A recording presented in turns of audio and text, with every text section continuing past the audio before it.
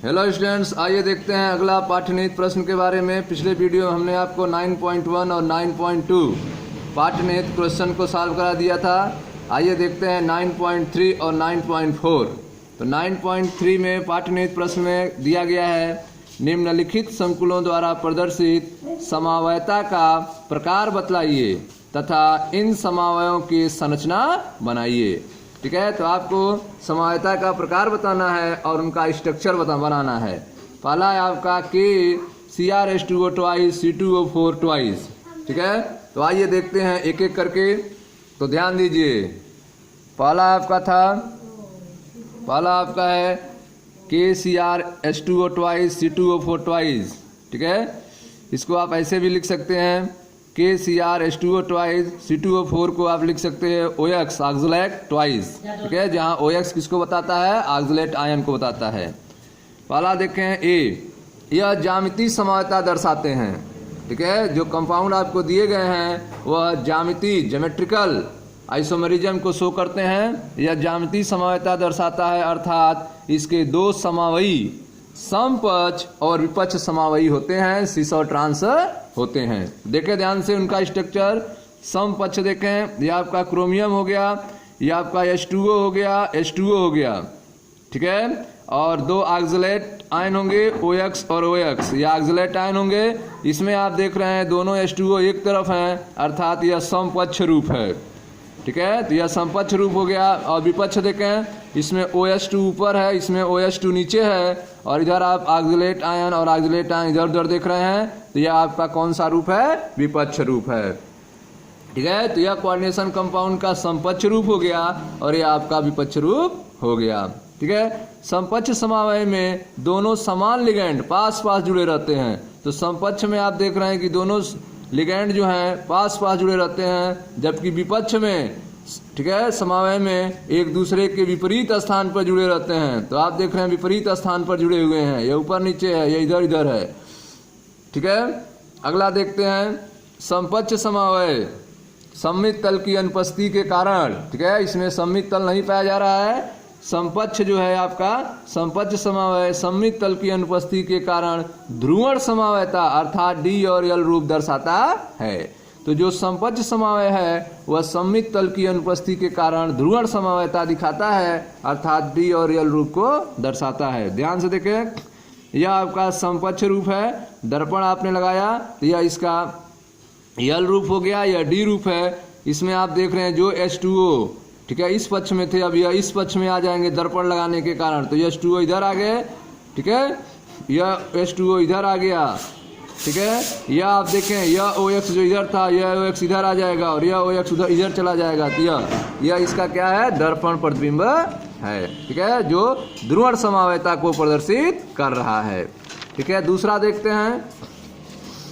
देखो ध्यान से, जो दूसरा कंपाउंड आपको दिया गया था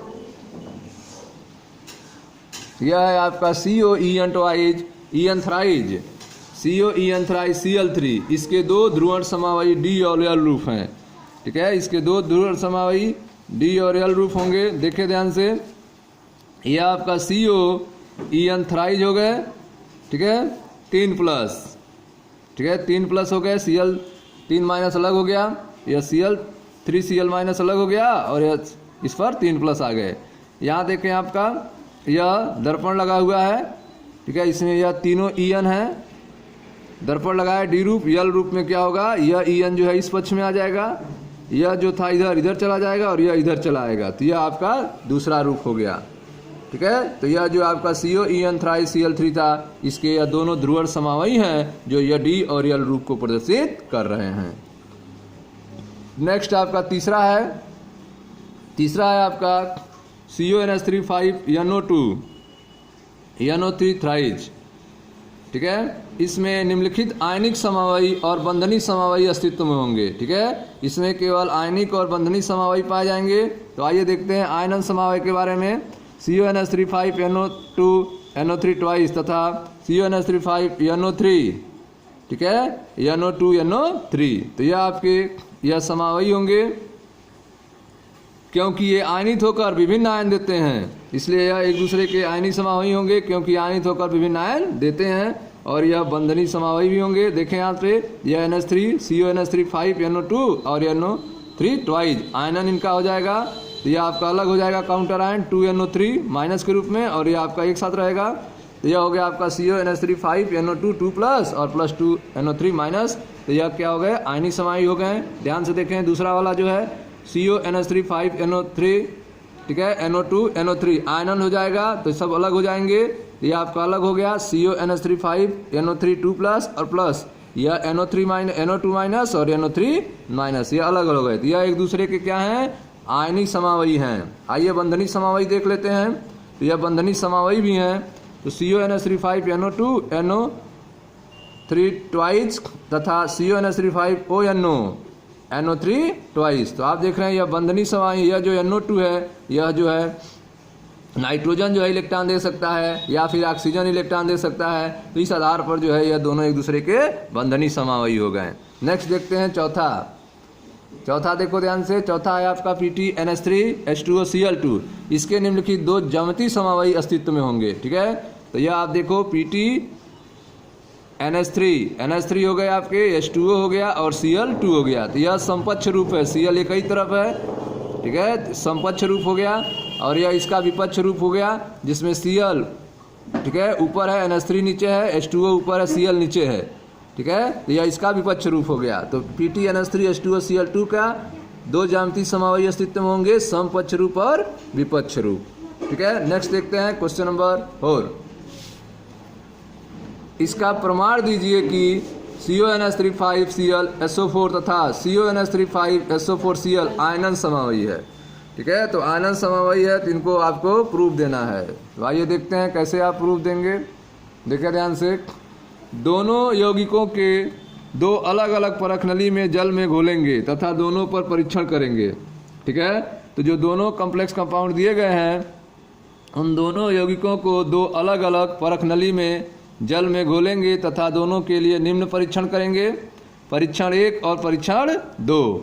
परीक्षण 1 में क्या करेंगे, परख नलियों में बेरियम क्लोराइड BaCl2 विलयन डालने पर एक यौगिक का सफ़ेद अवक्षेप बनता है, ठीक है। परख नलियों में BaCl2 विलयन डालने पर एक यौगिक का सफ़ेद अवक्षेप बनता है। यह यौगिक में सल्फेट आयनों की उपस्थिति दर्शाता है, ठीक है। तो जब जो है सफ़ेद अवक्षेप बनेगा इसका मतलब यौगिक में सल्फेट आयन उपस्थित है, ठीक है। जबकि दूसरा यौगिक में सफ़ेद अवक्षेप नहीं बनता है, यह यौगिक में सल्फेट आयन की अनुपस्थिति को दर्शाता है, ठीक है। देखिए ध्यान से, पहला यौगिक है आपका CONH3 5Cl सल्फेट BaCl2 इसमें डालेंगे तो यह आप देख रहे हैं कि यह आपका कंपाउंड बनेगा CONH3 5Cl2, ठीक है। और यह सल्फेट अलग हो गया तो यह आपका BaSO4, B एक साथ SO4 मिल गया, BaSO4 सफ़ेद अवक्षेप बन गया पहले वाले में।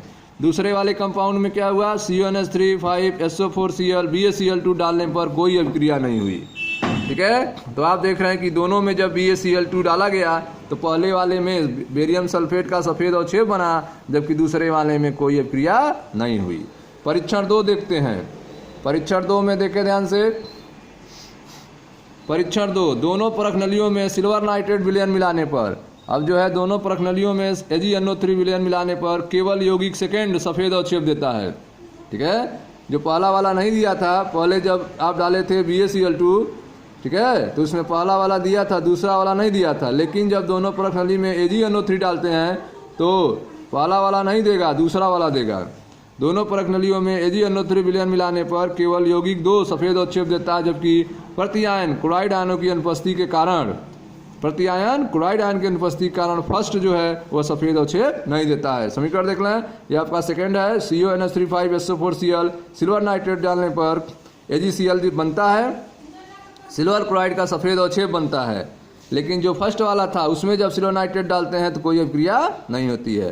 तो यह दोनों परीक्षण पुष्टि करता है कि दिए गए दोनों यौगिक एक युगल आयनन समावयी हैं, ठीक है। तो यह दोनों परीक्षण फर्स्ट और परीक्षण सेकेंड, जिसमें परीक्षण फर्स्ट बेरियम क्लोराइड के साथ आपने किया था, ठीक है, और दूसरा जो सिल्वर नाइट्रेट के साथ किया था, तो यह दोनों परीक्षण जो हैं यह सिद्ध करते हैं कि दिए गए दोनों यौगिक एक युगल आयनन समावयी हैं, ठीक है स्टूडेंट्स। यह था आपका क्वेश्चन नंबर 4। नेक्स्ट देखते हैं क्वेश्चन नंबर 5।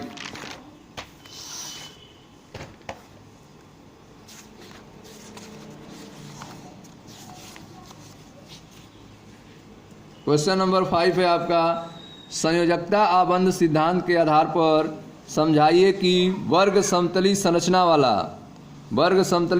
वाला NiCN4 आयन प्रतिचुंबकीय है तथा चतुष्फलकी ज्यामिति वाला NiCl4 आयन अनुचुंबकीय है।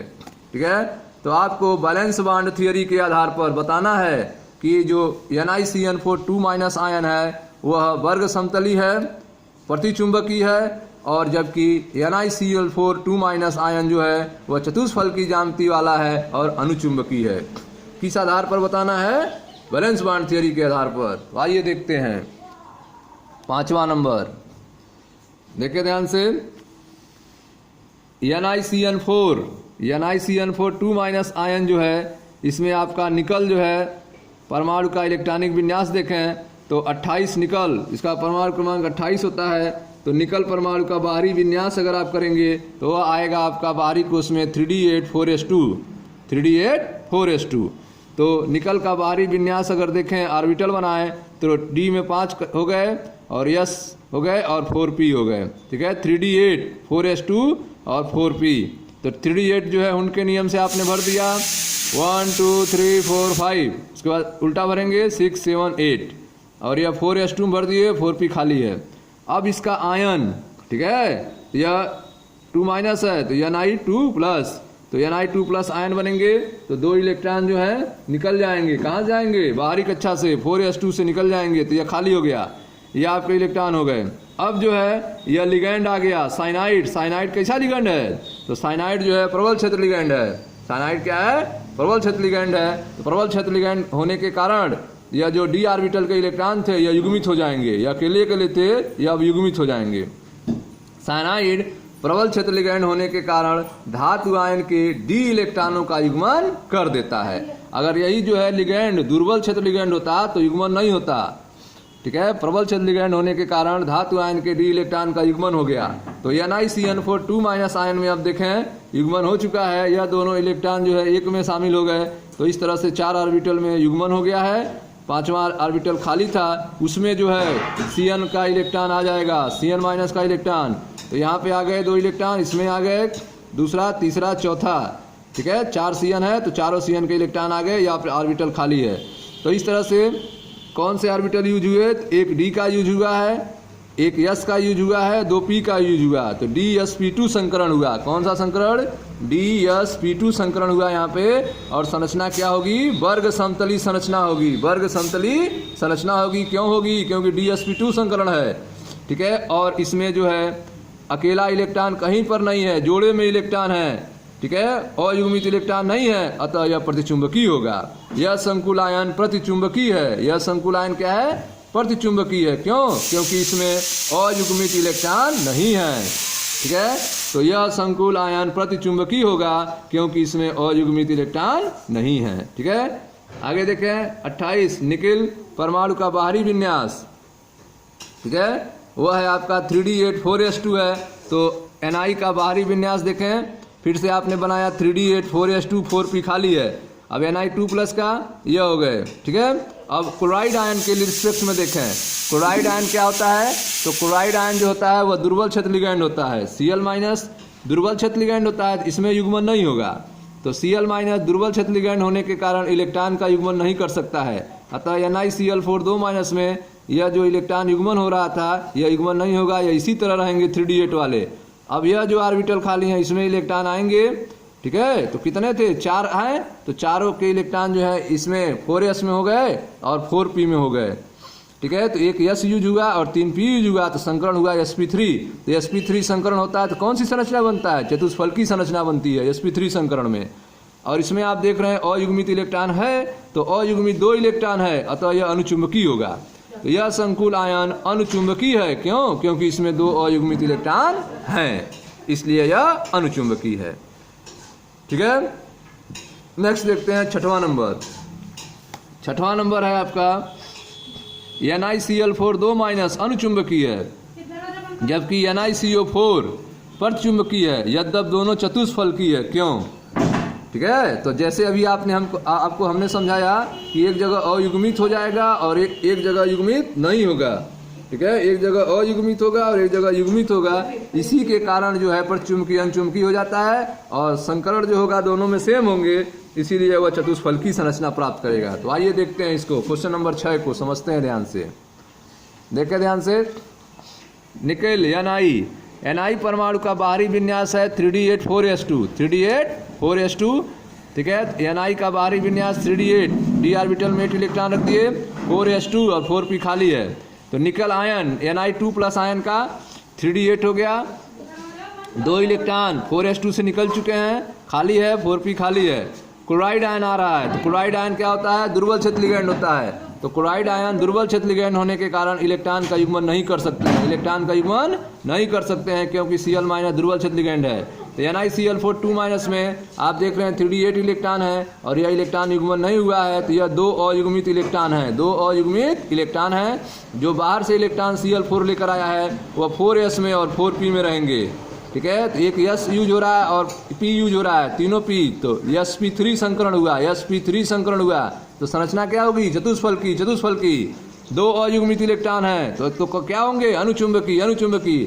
तो इस तरह से आपने देखा कि 2 अयुग्मित इलेक्ट्रॉन होने के कारण यह आपका NiCl4 अनुचुंबकी होगा और sp3 संकरण होने के कारण चतुष्फलकी होता है। आइए अब देखते हैं NiCl4 में देखें ध्यान से। NiCO4 संकुल में निकेल की आक्सीकरण अवस्था शून्य है तथा इलेक्ट्रॉनिक विन्यास जो होगा वह 3d8 4s2 होगा। अब यह जो आपका कार्बन मोनोऑक्साइड है जो CO है, यह क्या है? प्रबल क्षेत्र लिगैंड होता है, तथा इलेक्ट्रॉन का युग्मन हो जाएगा। CO प्रबल क्षेत्र लिगैंड की उपस्थिति में 4s इलेक्ट्रॉन 3d में चले जाते हैं। 4s इलेक्ट्रॉन किस में चले जाते हैं? 3d में चले जाते हैं। 3d कक्षक में सभी इलेक्ट्रॉनों का युग्मन हो जाता है। संकरण के 4s तथा 4p कक्षक भाग लेते हैं। संकरण में 4s 4p कक्षक भाग लेंगे, अतः संकुल चतुष्फलकी लेकिन परचुंबकीय होगा। देखें ध्यान से, निकेल परमाणु का बाहरी विन्यास 3d8 4s2 होगा। यह 3d8 के इलेक्ट्रॉन्स हो गए, या 4s2 के इलेक्ट्रॉन्स हो गए, या आपका 4p खाली है। जो ही आपका CO आएगा प्रबल क्षेत्र लिगैंड होने के कारण, ठीक है, यह इलेक्ट्रॉन जो है युग्मन हो जाएगा। ठीक है, इनके साथ यह 4s2 का इलेक्ट्रॉन इसमें युग्मन आकर कर देगा। तो NiCO4 में देखें 3d10 हो गया, सभी इलेक्ट्रॉन युग्मित हो गए। युग्मित हो गए। बाहर से जो CO इलेक्ट्रॉन लेकर आया है 4s में और 4p में डाला है। ठीक है, तो एक S यूज हुआ, 3p यूज हुआ, तो sp3 संकरण हो गए। हुए तो संरचना क्या हो गई? चतुष्फलकी। क्यों? क्योंकि sp3 संकरण है और सभी इलेक्ट्रॉन युग्मित हैं, इसलिए यह क्या होगा? प्रतिचुंबकीय होगा। तो यह था आपका क्वेश्चन नंबर 6। नेक्स्ट देखते हैं क्वेश्चन नंबर 7। क्वेश्चन नंबर 7 है आपका Fe2O6 3+ प्रबल अनुचुंबकीय है, जबकि FeCN6 दुर्बल अनुचुंबकीय है। समझाइए। ठीक है स्टूडेंट्स, तो इसको हम जो है अगले वीडियो में समझाएंगे। तो मिलते हैं नेक्स्ट वीडियो में। मैं मनीष गुप्ता अपने चैनल में आपका स्वागत करता हूं। धन्यवाद।